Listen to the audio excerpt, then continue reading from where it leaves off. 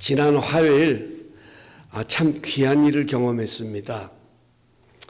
저는 오래전부터 트위터라고 하는 개인 계정에 유익한 짧은 글을 올리는 그런 습관이 있었습니다. 책을 읽든지 아니면 미디어를 통해서든지 아니면 누구와 대화를 나눈다든지 어쨌든 제 안에 와닿는 글이나 또는 깨닫는 개인적인 깨달음이 있으면 서슴없이 글을 올렸었습니다. 결코 뭔가를 자랑하려고 올린 것도 아닙니다. 여러분, 대중에게 자신을 드러낸다고 하는 것은 쉬운 것이 아닙니다. 매우 신중하고 그만큼 준비를 많이 해야 하는 것입니다. 저는 이렇게 글을 올림으로 인해서 제 마음가짐을 이렇게 다잡고 또 다시 한번 되새기는 그런 시간들을 가졌습니다. 그런데 팬데믹을 맞이하면서 어느 순간에 이런 활동도 멈추게 되었습니다. 그러다가 지난주 갑자기 생각이 나서 그 트위터에 올렸던 글들이 한번 생각이 나서 궁금해서 한번 들어가 보고 싶어서 트위터에 이렇게 접속하려고 했더니 이 트위터를 찾을 수가 없는 거예요. 그러니까 알고 나서 보니까 이 트위터를 일론 머스크가 세계 최고의 갑부인 일론 머스크가 그걸 구입했잖아요. 사들여가지고 그게 X라고 하는 그 앱으로 바뀌었더라고요. 그래서 제가 계정에 들어가서 혹시 몰라서 그 트위터에 입력했던 제 아이디와 비밀번호를 였더니 다행히 삭제되지 않냐고 그 내용이 그대로 보존되어 있었습니다. 그런데 지난 금요일 아침에 전혀 모르는 분이 친구로 팔로우 하겠다고 저한테 텍스트가 온 거예요. 문자가 온 거예요. 그래서 이렇게 내용을 들여다보니까 그분이 누구냐면 21대 세계 은행의 총재를 지낸, 그리고 젊은 나이에 미국 아이비리그의 총장을 지냈던, 한국 이름은 김용 외자입니다. 김용이라는 분이고요. 영어 이름은 짐이라는 이름을 쓰기 때문에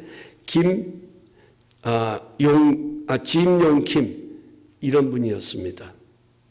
이분이 제가 올렸던 그 글 가운데 52개의 글을 리트윗한 거예요. 그러니까 다시 그것을 자기의 계정에 이렇게 보존하도록 리트윗을 했다, 이렇게 뜨는 겁니다. 그 세계은행의 총재를 지낸 분이 제가 올린 글을 두고 친구가 되기 원한다는 것이 얼마나 뿌듯하든지, 그래서 저는 아무런 의심 없이 문자를 주고받았습니다. 이게 한번 띄워봐 주시겠어요? PPT? 네, 이렇게 지금 왔어요. 그래서 제가 이제 아무런 의심 없이 문자를 주고받았습니다. 하나씩 넘기셔도 됩니다. 그런데 나중에 알고 보니까 이것이 소위 말하는 SNS를 통한 사기 행각이었습니다. 장사하고자 하는 그런 행각이었어요. 제가 얼마나 놀랬든지 또 얼마나 충격을 받았든지, 야, 이런 일이 나에게도 있구나 하는 그런 참 생각을 갖게 됐습니다. 얼마나 허탈감이 들든지, 배신감이 이런 것이구나 할 정도로 기분이 묘했습니다. 실제로 이분의 계정에 들어가서 보면 이분이 올린 사진들이 있어요. 그 사진을 보면 우리가 너무나도 잘 아는 앙겔라 메르겔, 지금은 총리가 아닙니다만 전 독일 총리와 또 세계 지도자들과 함께 이렇게 미팅도 하고 또 귀한 행사도 이렇게 진행하는 그런 모습들이 많이 올라가 있어요. 이런 분이 내가 올린 글을 읽고 친구가 되겠다고 하는데, 여러분 그 기분이 어떨 것 같으세요? 만약에 여러분 존 바이든 대통령이 여러분의 어떤 계정에 들어와서 내가 팔로우가 되기를 원합니다, 친구가 되기를 원합니다 하면서 이런 문자를 보낸다면 마치 내가 대단한 인물이 된 것 같잖아요. 나도 뭔가 누군가에는 영향력을 줄 수 있는 그런 사람이구나 하는 그런 어떤 자신감, 그런 생각들이 자리 잡을 수 있습니다. 그런데 결국은 사기 수법으로 결론이 나니까 얼마나 속이 상하든지, 이렇게 해서 사람들이 당하는구나 하는 생각이 있었습니다. 제가 말씀 서두에 소중한 경험이라고 말씀드린 이유는 이게 뭐 이렇게 소중한 게 아니잖아요. 어찌 보면 부끄럽고 참 창피한 건데, 그럼에도 제가 말씀을 시작하면서 참 귀중한 깨달음의 시간이 있었다 하는 것은 이 다음에 일어난 깨달음 때문이었습니다. 허탈감과 배신감으로 별로 기분이 좋지 않은 상태에 있는데 문득 제 안에 이런 생각이 자리하는 것입니다. 그렇게 유명한 인물이 너의 후원자가 되고 너에게 친구가 되었다는 것이 그렇게 좋고 그렇게 영광스럽까지 했다면 내가 너의 친구가 된 것에 대해서는 얼마나 기쁘니? 내가 너를 계속 팔로우하고 있는 것에 대해서는 어떻게 생각하니? 얼마나 영광스럽게 생각하고 있니? 마치 주님이 물으시는 것 같았습니다. 정말이지 주님께 죄송했습니다.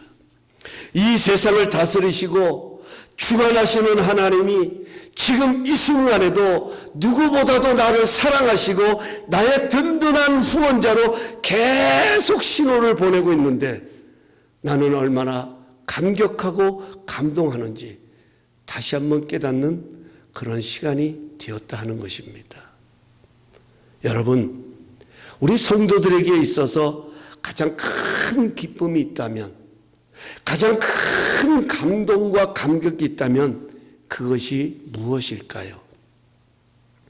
아마도 우리가 살아가면서 경험하는 하나님의 숨결, 하나님의 임재를 느끼는 것이 아닐까요?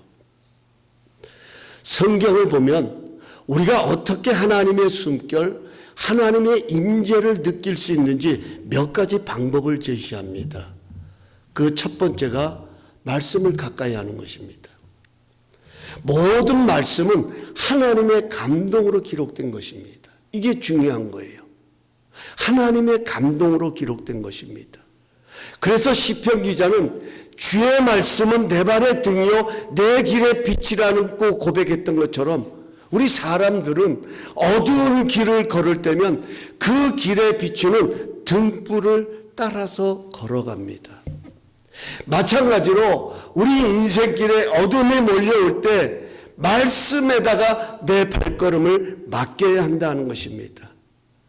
그 말씀의 이끌림을 받을 때에 살아계신 하나님의 숨결을 느낄 수 있다 하는 것입니다.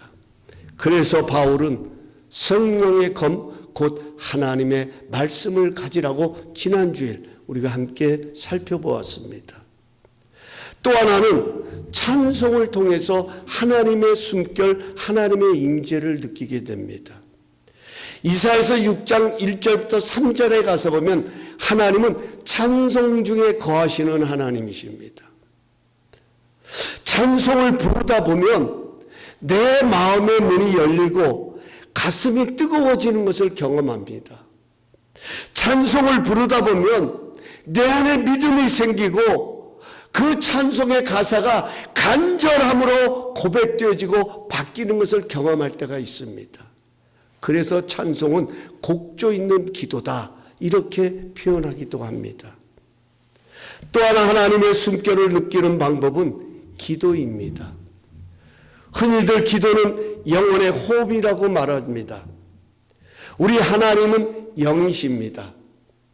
영은 육신의 눈으로 볼 수가 없습니다. 영은 육신의 눈으로 만날 수가 없습니다. 하나님의 형상을 가진 영혼들이 영이신 하나님과 호흡하고 소통하는 비결이 바로 기도인 것입니다. 오늘은 이 기도에 대해 말씀을 나누려고 합니다. 바울은 하나님의 전신갑주를 설명하면서 마지막으로 기도를 언급하고 있습니다. 왜 사도 바울은 기도를 맨 마지막으로 언급하고 있을까요? 여러분, 무기라고 하는 것은 무장한다고 해서 끝나는 것이 아닙니다. 전신갑주를 취한다고 해서 끝나는 것이 아닙니다. 아무리 최첨단의 무기를 가지고 있어도 그 무기를 제대로 사용하는 능력이 있어야 합니다. 기도는 우리 성도들에게 주어진 능력을 제대로 사용할 수 있도록 돕는 비장의 무기가 바로 기도다 하는 것입니다. 그래서 바울은 기도하되 항상 하라고 강조합니다. 오늘 본문 우리가 함께 읽었던 18절을 보면 항상이라는 단어가 2번이나 반복됩니다. 항상입니다. 왜 항상 기도해야 할까요? 왜 성경은 쉬지 말고 기도하라고 말씀할까요? 왜 항상 기도해야 할까요? 그것은 마귀가 공격하기 때문에 그렇습니다. 항상 공격하기 때문에. 항상 공격하기 때문에. 여러분, 마귀는 계략에 능통한 자들입니다. 나의 약점이 뭔지도 알고요. 내 부족함이 뭔지도 알고. 왜? 그들도 영물이 걸랑이요. 그러니까 너무나도 나의 연약함을 잘 아는 것이 마귀예요.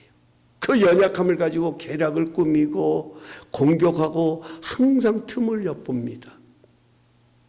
그래서 상황을 통해서, 어떤 사건들을 통해서, 어떤 모습들을 통해서 성도들의 마음과 생각을 흔들어 놓습니다. 여기 마음과 생각을 흔든다는 것은 시선을 빼앗아간다는 거예요. 믿음의 시선을 돌리는 거예요. 내가 바라보던 것에서 다른 것을 보도록, 주목하도록 만들어 간다는 것입니다. 여러분, 사실 상황이 나빠서 죄인의 길에 들어서고 악인의 길을 따르는 것이 아닙니다. 여러분, 이거 알아야 돼요. 아무리 세상이 악하다고 해서, 여러분, 이 세상이 악하기 때문에 이 세상 사람들이 죄인의 길에 들어서고 악인의 길을 쫓아가는 것이 아니다 하는 거예요. 여러분, 한번 보세요. 우리 주변에도 불행하고 참 어려운 가정에서 자라난 사람들이 얼마나 많습니까? 우리보다 앞서가신, 우리보다 먼저 인생을 살아가신 선배들, 생애 선배들을 보면 다 보릿고개를 지났잖아요. 다 어려운 시간들을 지나고 힘든 가정, 그래도 그런 가운데서도 성공한 사람들이 더 많습니다. 뭘 말하는 거냐면, 사람이 잘못되는 것은요, 상황이 나빠서가 아닙니다. 초점을 잃어버리기 때문에 그렇다는 거예요. 이 상황 속에 내가 무엇을 바라보고, 어렵고 힘들수록 내가 하나님을 의지하고 하나님을 바라봐야 되는데, 사단은 자꾸만 다른 것을 통해 가지고 다른 마음과 다른 생각들을 집어넣어서 그 하나님 보는 시선을 빼앗아간다 하는 겁니다. 돌려버리게 한다는 것입니다. 여러분, 하지만 기도는요, 마귀는 시선을 빼앗아 넘어뜨리지만 기도는 시선을 든든히 세워갑니다. 그래서 항상 기도해야 합니다. 하나님이 내신 길이라는 책을 쓴 한옥 목사님은 기도의 힘에 대해서 이렇게 요약하고 있습니다. 한번 화면 띄워주시겠습니까? 우리 함께 한번 읽어볼까요? 함께 시작. 고통을 견디는 중요한 힘은 기도이다. 기도는 우리의 시선을 고통 그 자체에서 하나님으로 옮겨준다. 여러분, 저는 이 글을 읽으면서 정말 아멘 했습니다. 여러분, 이 뭘 얘기합니까? 우리 사람이 강해서 강한 것이 아니에요. 우리가 이걸 기억해야 돼요. 사람이 강해서 강한 것이 아닙니다. 우리 믿음의 사람들은요, 내가 강하기 때문에 강한 것이 아닙니다. 기도가 강하기 때문에 강한 거예요. 지금 이걸 이야기하는 거예요. 기도가 강하기 때문에 우리가 강합니다. 저는 이 원리를 믿습니다. 저는 제가 강해서 지금 이 사명을 감당하고 있다라고 생각하지 않습니다. 제가 얼마나 부족한 사람인데요. 여러분, 저는요, 얼마나 쉽게 무너지고 얼마나 쉽게 정말 성경에 기록된 것처럼 바람에 나는 겨와 같이 흔들리는 갈대가 되는지 몰라요. 제 마음은. 힘들고 어려울 때도 있지만 기도할 때마다 하나님께서 힘 주시고, 어려울 때는 다시 일어서게 하시는 힘을 주시기 때문에 오늘 이 강단에 서 있는 겁니다. 우리 예수님께서는 겟세마네 동산에서 땀방울이 변하여 핏방울이 되도록 기도하셨습니다. 우리가 다 잘 아는 내용이잖아요. 그런데 그 기도의 내용이 뭡니까? 아니, 뭘 가지고 그렇게 땀방울이 변하여 핏방울이 되도록 밤새도록 기도하셨냐는 거예요. 그 기도의 내용은 간단한 겁니다. 짧습니다. 아버지여, 만일 하실 수 있거든 이 잔을 내게서 옮겨달라는 것입니다. 여러분, 기도의 제목, 이 한 기도 제목을 가지고 예수님은 밤새도록 기도하셨다는 거예요.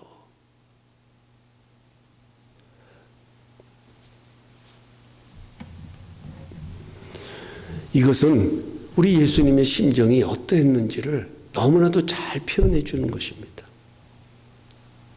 밤새도록 주님은 영적 전쟁을 치르신 거예요. 그 겟세마네 동산에서 땀방울이 변하여 핏방울이 되도록 밤새도록 싸우셨다는 것입니다. 뭐와 싸웠을까요? 두려움과 싸울 수도 있을 거예요. 그 십자가를 눈앞에 들고 찾아오는 그 여러 가지 무거운 짐들, 또 여러 가지 모습들, 이런 것들을 가지고 주님은 끊임없이 싸우셨습니다. 예수님을 시험했던 마귀는 예수님의 마음을 끊임없이 흔들어대고 있었던 것입니다.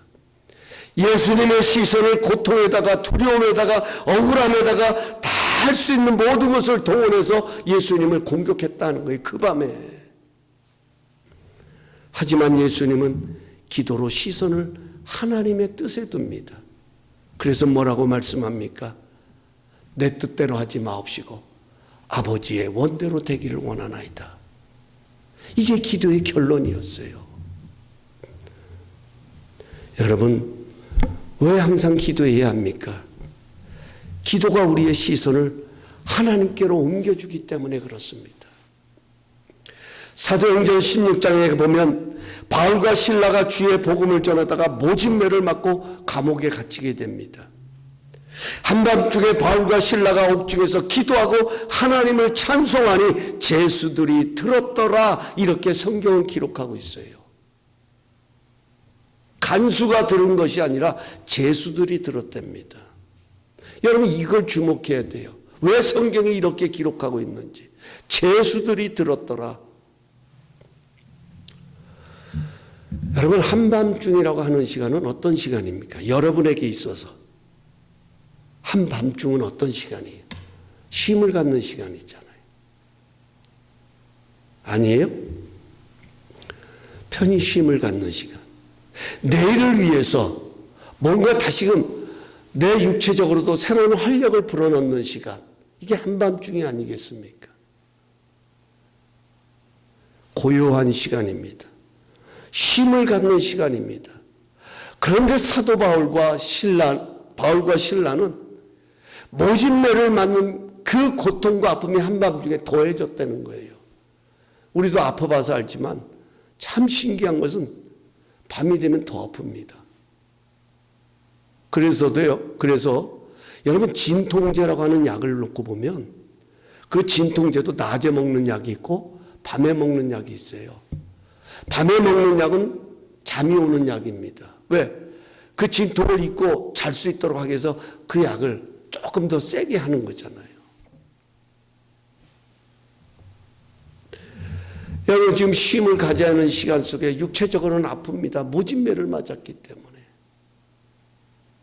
그 매를 맞는 그 육체적인 고통이 찾아올 때 그 마음은 어떻겠습니까? 우리 같으면 억울할 거예요. 아니, 내가 뭘 잘못했다고. 아니, 도대체 하나님은 뭐 하시는 거야?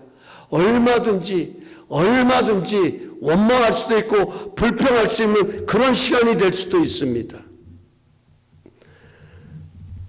마귀는 그냥 두지 않습니다. 자꾸 풀어놓는 거예요. 하지만 바울과 실라는 기도를 통해, 찬양을 통해 시선을 어디다 두냐면 하나님께 두는 거예요. 하나님께 시선을 두고 있습니다. 중요한 것은 제수들이 이것을 들었다는 겁니다.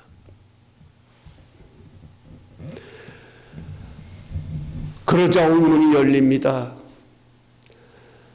바울과 실라가 갇혀있던 감옥의 옥문이 열린 것이 아니라 모든 제수들의 옥문이 열렸습니다.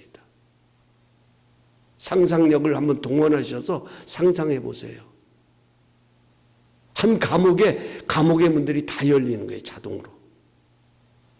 거기다가 바울과 실라만이 아니라 모든 제수들의 몸에 매였던 사슬들이 다 풀어지는 겁니다. 얼마나 놀라운 장면입니까? 죄수들이 어떤 생각이 들었겠습니까? 야, 이게 웬일이야? 야, 이게 웬 떡이야? 야, 이런 것도 있네? 야, 도망쳐야지? 이런 생각도 들겠지만 더 놀라운 사실은 어떻게 나에게 이런 일이 있을까? 이런 생각들 들지 않겠습니까? 죄수들은 들었어요. 이런 기적이, 이런 능력이 어디서부터 비롯됐느냐? 바울과 실라가 한밤중에 그 고통 가운데서도 하나님을 찬송하고 하나님께 기도하는 그 소리를 들었던 죄수들, 아, 이것이 어떻게 일어나는지를 그들은 알게 되었다는 겁니다. 여러분, 이것이 우리가 항상 기도해야 하는 이유입니다. 어렵고 힘들어도 우리가 항상 기도해야 하는 이유입니다. 왜냐하면 우리는 기도하는 만큼 하나님을 바라볼 수 있는 겁니다. 하나님을 바라보는 만큼 하나님의 능력을 경험하는 거예요. 내가 어렵고 힘들지만 그 어렵고 힘든 가운데서도 그 아픔을 부둥켜 안고 하나님 앞에 기도하는 그 모습을 바라보는 사람, 그 기도의 소리를 듣는 사람, 바로 그들의 마음속에는 소망이 싹트기를 시작합니다. 믿음이 자라기를 시작합니다. 꿈을 꾸기를 시작합니다. 하지만 기도가 멈추면 하나님의 능력도 멈추게 됩니다. 그래서 마귀는 우리의 기도가 멈추기를 기다립니다. 그리고 삼켜버리는 겁니다. 이것이 항상 기도해야 하는 이유입니다. 사랑하는 성도 여러분, 어렵고 힘들수록 우리는 더 기도해야 합니다. 지금 우리가 지나고 있는 이 상황 속에 우리가 할 수 있는 것은 하나님께 더 시선을 둬야 합니다. 이 상황 속에서 우리를 건지실 분도 그분이시고, 우리를 구원하실 분도 그분이시고, 우리에게 능력을 행하실 분도 그분이시고, 그분의 기적이 필요한 것이 우리이기 때문에 이럴수록 우리는 하나님께 시선을 두어야 합니다. 뭐래요? 기도로. 하지만 마귀는 그 어려움으로 인해서 좌절과 절망을 심어줍니다. 그래서 하나님을 의심하게 만듭니다. 하나님의 사랑을 의심하게 하고 정말 하나님이 나와 함께하는 것인가 하는 그런 생각들을 우리 안에 가득히 불어넣는다는 것입니다. 마귀의 밥이 되지 않도록 하기 위해서 항상 기도해야 합니다. 어떻게 항상 기도할 수 있을까요? 아무것도 하지 말고 기도만 하라는 이야기가 아닙니다. 어떻게 아무것도 안 하고 기도만 할 수 있습니까? 우리가 해야 할 일이 있는데, 우리가 처리해야 할 일이 있는데, 내게 맡겨진 일들이 있는데, 기도만 하란다고 그냥 가서 기도만, 그거야말로 이단입니다. 항상 기도하라는 것은 기도가 일상이 되게 하라는 겁니다. 여러분, 우리가 하루 종일 이렇게 살아가면서 일을 하면서 멈추지 않는 일이 있습니다. 그것이 바로 뭐냐면 생각입니다. 생각은 멈추지 않습니다. 계속 생각을 하죠. 항상 기도한다는 것은 그 생각을 기도로 바꾸는 것입니다. 어떤 일을 행하다가도 무슨 일이 일어날지 몰라 답답합니다. 불안감이 자리할 때가 있습니다. 때로는 염려가 자리할 때도 있습니다. 어떤 일이 주어질 때마다 그것을 기도로 바꾸는 거예요. 생각 속에서 일을 하면서도 정말 그 마음의 불안이 찾아올 때마다 주님, 무슨 일인가요? 내가 어떻게 해야 할까요? 주님, 내 마음이 이렇게 불안한데, 이렇게 답답한데, 이렇게 염려로 가득한데 어떻게 헤쳐나가야 될까요? 유치한 말이 아닙니다. 여러분, 그저 주어진 그 자리에서 우린 기도하는 거예요. 그 문제들을 기도로 바꾸는 거예요. 하나님,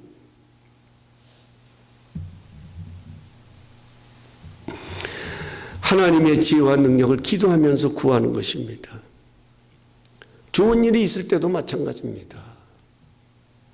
좋은 일이 일어나면 그냥 좋아만 할 것이 아니라 주님 감사합니다. 이 기도잖아요. 주님 감사합니다. 주님 왜 은혜입니까? 주님 감사합니다. 주님 영광 받으세요. 주님 이 기쁨 주셨으니 이 기쁨이 주님께 놀라운 돌려드릴 수 있는 그런 축복의 통로 되길 원합니다. 얼마든지 우리는 항상 기도할 수 있다는 겁니다. 저는 요즘 이런 은혜를 체험하고 있습니다. 사실 제 자신의 상황을 보면 쉽지 않습니다. 자꾸만 생각하는 것이 절망적이고 다운됨을 경험할 때가 있습니다. 여러분, 소망이 보이지 않으면 다 그렇게 되는 거예요. 그래서 할 수 있는 건 기도밖에 없으니까 하나님께 기도합니다. 하나님, 어떻게 하면 좋아요? 내가 할 수 있는 것이 아무것도 없네요. 나는 끝까지 달려가고 싶은데 제가 끝까지 달려갈 수 있는 길이 무엇일까요? 저는 계속 기도하고 다녔습니다. 그런데 주님께서, 우리가 지난 금요일 날도 말씀 나눴고 지난주일 제가 칼럼에도 썼습니다마는, 그 주님의 오병이어의 기적을 우리 공동체 성경 읽기를 통해서 읽다가 그것이 문득 다시 제게 들어온 거예요. 제 마음에. 그러면서 그 안드레가 예수님께 물고기 2마리와 떡 5개를 가져온 그 장면을 보면서 제 마음에 가져서 복이 아니라 주님이 사용하시기에 복이다, 이 마음이 자리 잡아요. 새벽 4시인가요? 제 이 메모장에도 기록되어 있습니다만은 잠을 자면서 그 생각이 계속 머릿속에 돌고 있는 거예요. 잠을 자고 있는데. 그래서 제가 잠자리에서 일어나서 저는 제가 따로 이렇게 저 혼자만의 공간을 제 집에 이렇게 만들어 놓고 이렇게 합니다. 그게 어디냐면 옷장이에요, 옷장. 옷장이 조금 넓어요. 그래서 이제 그 옷장에다가 제가 이렇게 상도 갖다 놓고 거기서 또 이렇게 말씀 준비도 하고 이렇게 하는데, 어쨌든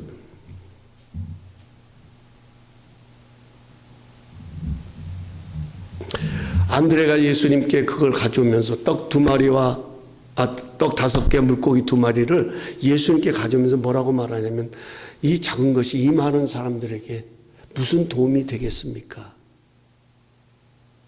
여러분, 이게요 굉장히 합리적인 거예요. 저는 이런 안드레가 너무 좋더라고. 모르겠어요, 다른 사람이 무슨 믿음 없는 소리를 하고 앉았냐고, 예수님께 가져가면서 무슨 그딴 소리를 하고 앉았냐, 이렇게 질책하려는지 몰라도, 아니요, 나는 그 안드레가 마음에 들었어요. 맞잖아요.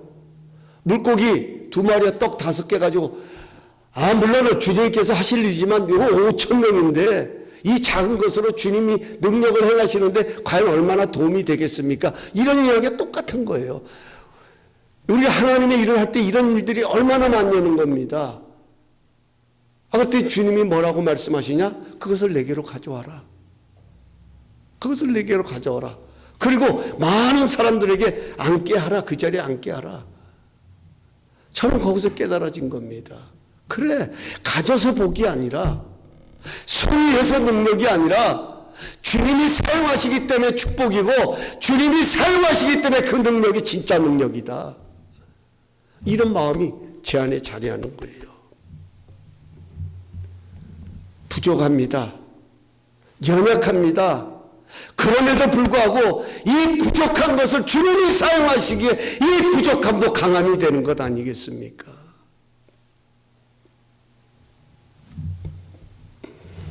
그래서 기도하는 거예요. 주님, 오늘 내게 주어진 시간들, 어렵고 힘들고 손에 잡힌 것 없고 눈에 보이는 것 없고 귀에 들린 것 없는 이런 시간들, 이런 상황을 지나고 있지만 이것도 주님이 사용하시는 시간 되기를 원합니다. 나는 그저 그 주님께 쓰임받는 도구가 되기를 원합니다. 이게 저의 기도의 제목이에요. 요즘 제가 하나님께 드리는 기도의 제목이에요. 아침에 눈을 뜰 때마다 하나님, 오늘 하루도 주님이 사용하시는 날이 되기를 원합니다. 주님이 사용하시는 복된 날이 되길 원합니다. 내가 원해서 내가 갖고 싶은 것, 이런 것들이 주어져서 복된 날이 아니라 내게 주어진 그것을 통해서 주님의 영광이 드러나는, 주님이 사용하시는 날이 되기 때문에 복된 날 되길 원합니다. 주님, 나는 그렇게 쓰임받기를 원합니다. 내게 주어진 어려움, 내가 지금 지나고 있는 이 모든 상황도 그 주님이 사용하시는 도구가 되게 하여 주옵소서. 사랑하는 성도 여러분, 꼭 기억하십시오. 왜 항상 기도해야 합니까? 우리는 기도하지 않으면, 기도가 멈추면 내가 드러나기를 시작합니다. 내가 보이기를 시작합니다. 내 모습이 더 크게 보입니다. 그래서 자만에 빠지고 교만에 빠지는 겁니다. 성공해서 자만이 아닙니다. 실패해도 자만하는 사람이 있습니다. 뭐가 자만이에요? 하나님을 제껴놓고 내 힘으로 할 수 있다고 하는 것이 자만 아니겠습니까? 그거야말로 교만이 아니겠습니까? 하지만 우리의 생각을 기도로 바꾸면 하나님의 일하심이 보이기를 시작합니다. 하나님의 능력이 깨달아집니다. 그래서 믿음이 생기고 소망을 갖게 됩니다. 그래서 바울은 성령 안에서 기도하라 이렇게 말합니다. 성령 안에서 기도하라. 왜 성령 안에서 기도하라고 말할까요? 기도는 영적인 일이기 때문에 그렇습니다. 기도는 내 언변술이 아닙니다. 내 유창한 말을 표현하는 것이 아닙니다. 영과 영이 나누는 교제의 시간이 기도입니다. 영이신 하나님과 하나님의 형상으로 지음을 받은 내 영혼이 하나님과 교제하는 시간이 기도다 하는 겁니다. 그래서 기도는 성령의 도우심이 필요하다 하는 것이죠. 로마서 8장 26절 27절은 이렇게 말씀합니다. 화면 띄워주십시오. 이와 같이 성령도 우리의 연약함을 도우시나니 우리는 마땅히 기도할 바를 알지 못하나 오직 성령이 말할 수 없는 탄식으로 우리를 위하여 친히 간구하시니라. 마음을 살피시는 이가 성령의 생각을 하시나니 이는 성령이 하나님의 뜻대로 성도를 위하여 간구하심이니라. 여러분, 혹이라도 이 말씀을 읽다가 성령이 우리를 위하여 기도하신다는데 우리가 기도할 필요가 뭐가 있어? 성령이 우리를 위하여 기도하고 계시는데, 이렇게 생각하면 안 됩니다. 이런 생각이야말로 마귀가 쏘는 불화살이에요. 기도하지 못하게 하는 불화살. 우리 기도가 멈추게 하는 것을 합리화시키는 그런 불화살이 바로 그런 생각들입니다. 이 구절은 그런 말씀이 아닙니다. 여기 와서 보면 성령님은 우리를 하나님의 뜻 가운데로 인도하십니다. 우리가 무엇을 기도해야 할지 모를 때 우리를 위하여 친히 간구하고 계신 성령님께서 무엇을 간구해야 할지 생각나게 하시고 기도의 방향을 이렇게 알려주십니다. 그러니까 성령 안에서 기도하라는 것은 성령의 이끌림을 받도록 그분을 사모하고 그분을 모셔드리고 그분의 도움을 구하라는 것입니다.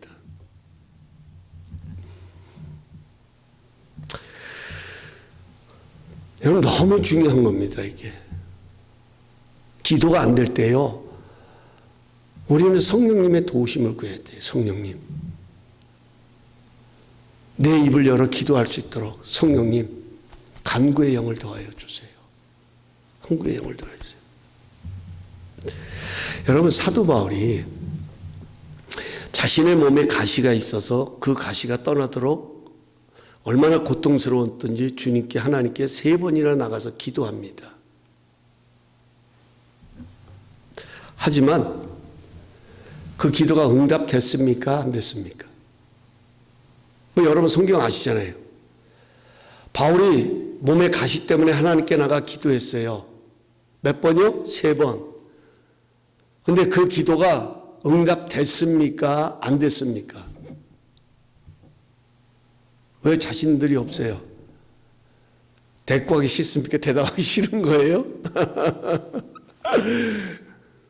그래요, 맞아요. 어떻게 보면 응답된 것 같기도 하고 내 관점에서 보면 응답도 안 된 것이고, 왜? 내가 원하는 것은 그 가시가 떠나는 것이잖아요. 그런데 하나님은 오히려 나의 은혜가 너에게 족하다. 다시 말하면 가시는 은혜다라는 거예요. 가시는 지금 네가 그렇게 힘들어하는 그 가시는 내가 너에게 준 은혜야.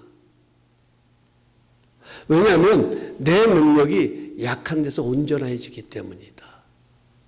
이 음성을 들려주셨거든요. 참 놀라운 것은 이것을 깨닫기 전에 바울은 무슨 생각을 했냐면, 내 몸에 이렇게 가시가 있고 고통이 있는 것은 내가 주님의 일을 하지 못하도록 방해하는 사단의 가시라고 생각했어요. 사단이 주는 가시라고. 그래서 주님께 나가 더 기도했던 거예요. 그런데 하나님은 오히려 아니야, 그것은 너에게 필요해서 내가 너에게 준 거야. 너는 이것 때문에 오히려 하나님의 능력이 머물게 되고, 너는 이것 때문에 자만하지 않냐고, 이것 때문에 교만하지 않냐고, 이것 때문에 더욱더 하나님을 의지할 수밖에 없는 것이고, 이게 우리의 모습이걸랑요. 놀라운 것은 바울이 이것을 어떻게 깨달았을까요? 바울의 기도는 성령님의 이끌림을 받아간 거예요. 그러니까 성령님께서 그것을 생각나게 하신 거예요. 하나님의 뜻을. 이것은 사단의 가시가 아니라 하나님이 나로 하여금 자고하지 않게, 나로 하여금 교만에 빠지지 않게, 나로 하여금 더 온전하게 하시려는 하나님의 능력이 이 가시 속에 담겨 있었구나, 이걸 깨달은 거예요, 바울이. 그러니까 오히려 나는 약함이 자랑이 된다고. 내가 연약할 때가 곧 그때가 강함이라고 바울은 담대하게 선포하고 고백하는 것을 보게 됩니다. 그렇습니다. 왜 성령 안에서 기도해야 되냐면, 하나님의 뜻이 보여지면 모든 것들이, 모든 상황들이 은혜 안에서 해석된다 하는 거예요. 은혜 안에서. 이게 너무 중요한 겁니다, 여러분. 우리가 만나는 수많은 상황들이요, 내 눈에 보이는 것대로 내 인생의 연륜대로 판단되고 해석한다고 하면 여러분 쓸모있는 상황들이 얼마나 있냐는 거예요. 그런데 하나님이 은혜 안에서 해석하면요, 버릴 것이 없습니다. 그래서 사도 바울은 그 다음에 뭐라고 말하면, 깨어 구하기를 힘쓰라. 깨어 구하기를 힘쓰라. 영적인 경각심을 강조하는 것입니다. 정신을 차리고 조심하라는 것입니다. 우리 예수님께서 겟세마네 동산에 올라 기도하시면서 제자들에게 당부하신 말씀이 있습니다. 너희는 시험에 들지 않게 깨어 기도하라는 것입니다. 기도는 깨우는 힘이 있습니다. 잘못된 마음과 생각에 빠지지 않도록 깨우는 힘이 기도에 있습니다. 실제로 제자들은 기도해야 할 시간에 잠이 들었습니다. 기도해야 할 때 기도하기를 놓치니까 육적인 잠만 자는 것이 아니라 영적인 잠에 빠집니다. 무장해제가 된 상태입니다. 영적인 잠에 빠지고 나니까 자신들이 무엇을 하는지 모르는 거예요. 영적인 감각이 무디어진 것입니다. 우리가 졸면 마귀도 졸아야 됩니다. 그런데 마귀는 졸지 않습니다. 계속 삼킬자를 찾습니다. 우리가 잠들기를 기다리고 있다는 것입니다. 신앙의 핵심은 깨어있는 것입니다. 기도로 깨어 있어야 합니다. 다니엘 왕의 의인이 찍힌 것을 알고도 기도하는 습관을 따라 기도합니다. 기도할 때에 성령께서 다니엘의 마음을 붙들어 주시고 담대함을 주셨습니다. 성령의 이끌림을 받으면 성령께서 담대함을 주십니다. 할 수 있다는 확신을 주십니다. 성령께서 더욱 믿음의 서도로 깨워주십니다. 일어나게 하십니다. 마지막으로 바울은 기도하되 주의 성도들을 위해 기도하라고 말합니다. 여러분, 이번에 아시아 월드컵 그 축구대회에서 손흥민과 이강인 선수의 불협 화음이 온 나라를 시끄럽게 했습니다. 결국 이런 모습들이 팀의 화합을 무너뜨리고 제대로 실력 발휘를 하지 못하고 패할 수밖에 없는 원인이 되었다. 이렇게 분석을 합니다.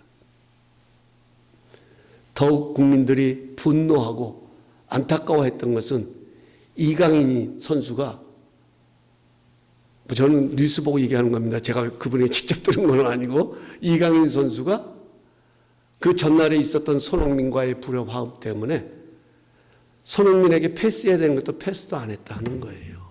이걸 국민들이 더 분노하는 것입니다. 여러분, 이 사건들이 우리에게 주는 교훈이 있습니다.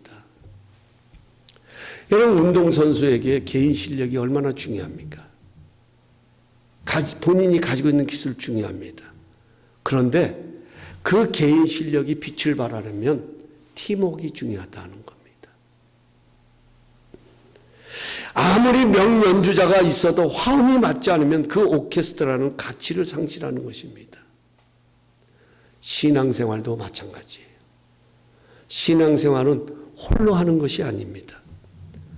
공동체로 하는 것입니다. 이 땅의 모든 교회는 예수 그리스도라는 머리를 중심으로 한 몸을 이루는 것입니다. 여기 한 몸이라는 말은 우리는 서로 연결되어 있다는 뜻입니다. 그래서 함께 울고 함께 웃는 것이 교회입니다. 마귀는 이런 것들을 무너뜨립니다. 서로의 이익을 추구하게 합니다. 나도 힘든데, 나도 어려운데 이런 내가 누구를 위하여 기도할 수 있단 말인가 흔들어대는 거예요. 우리의 생각을 통해서. 그러나 분명한 것은 내가 강한 것이 아니라 기도가 강한 것입니다. 그러기에 다시 일어서는 것입니다. 맞습니다. 나도 힘들지만, 나도 어렵지만, 그러나 이 어려운 가운데서도 나와 같은 일을 위하여서 내가 중보하고 기도하다 보면 성령께서 내게 주시는 힘이 있고요, 그분이 내게 주시는 깨달음이 있고요, 그분이 내게 주시는 믿음이 있고요, 그렇게 함으로 인하여서 우리는 기도의 줄로 연결되어 있기 때문에 너도 살고 나도 사는 그런 역사를 이룰 수 있다 하는 겁니다. 이게 중보 기도의 능력입니다. 저는 우리 교회가 부흥되면요, 중보 기도팀을 제일 먼저 만들 거예요. 중보 기도팀을. 저는 오래전에 큰 교회에서 잠시 사역할 때 이 중보 기도의 위력을 철저히 경험했습니다. 강단에서 예배가 시작되고 선포될 때에, 말씀이 선포될 때 중보기도에서는 중보기도팀들이 그 예배를 위해서 집중적으로 기도하는 거예요. 그 기도의 파워가 얼마나 놀라운지 강단에 서기만 해도 막 뜨거워집니다. 여러분들은 경험을 안 해보셨으니까 그런 표정을 짓지만 저는 지금도 그 생각을 하면 막 흥분이 되는 거예요. 이 영의 세계는 무섭습니다. 영적인 것은 무서운 거예요. 중보하며 기도하다 보면 내가 힘을 얻고 주의 나라가 세워지는 것입니다. 기도는 서로를 하나님의 능력으로 묶어가는 영적인 힘이 있습니다. 그래서 서로 중보하고 기도하다 보면 그 기도가 하나님의 역사를 불러오는 것을 보게 됩니다. 사실 우리가 선교사님들 위해서 기도한다고 하는 것 보셨습니까? 만나보셨냐고요? 여러분, 내가 선교지를 가봤습니까? 그것이 어떤 것인지 압니까? 하지만 우리는 기도로 참여하는 거예요. 본 적도 없고 아는 것도 없지만 그저 하나님께서 시와 공간을 초월하여 역사하시는 그 하나님의 능력이 그곳에 함께하기를 원하여서 우리는 그저 기도하고 중보하는 거예요. 그러다 보면 하나님의 역사가 그 선교지에 일어나게 되고 그 역사가 기도하는 우리에게 들릴 때 누가 힘을 얻냐? 그것도 힘을 얻고 기도하는 우리도 힘을 얻잖아요. 이게 중보기도의 위력이다 하는 겁니다. 이제 말씀을 맺으려고 합니다. 우리는 오늘까지 7번에 걸쳐서 굳게 서라 시리즈로 말씀을 나눴습니다. 그리고 이제 기도를 주제로 시리즈를 마치게 됩니다. 어렵고 힘들수록 우리는 굳게 서야 합니다. 굳게 서려면 하나님의 능력을 힘입어야 합니다. 그래서 하나님의 전신갑주를 취하라고 바울은 권면합니다. 하지만 마귀는 끊임없이 우리의 생각과 마음을 좌절과 절망으로 유혹해서 무장해제하려고 합니다. 영적 전쟁은 결코 멈출 수 없는 눈에 보이지 않는 싸움입니다. 우리에게 필요한 것은 기도로 더욱 우리 자신을 하나님의 능력에 묶어야 합니다. 기도로 깨어 있어야 합니다. 기도로 더욱 성령의 이끌림을 받아야 합니다. 기도로 반드시 우리 가운데 하나님의 나라가 임하는 그런 승리를 맛보아야 합니다. 아무쪼록 힘든 세상 가운데서 하나님의 전신갑주를 취할 수 있도록 깨어 기도하며 어둠을 넘어 참된 빛으로 나가는 우리 복된 성도님들 될 수 있기를 예수님의 이름으로 축원합니다. 이제 우리 다 함께 일어나셔서 우리 함께 기도에 찬양 드리고 축도로서 오늘 예배를 모두 마치겠습니다.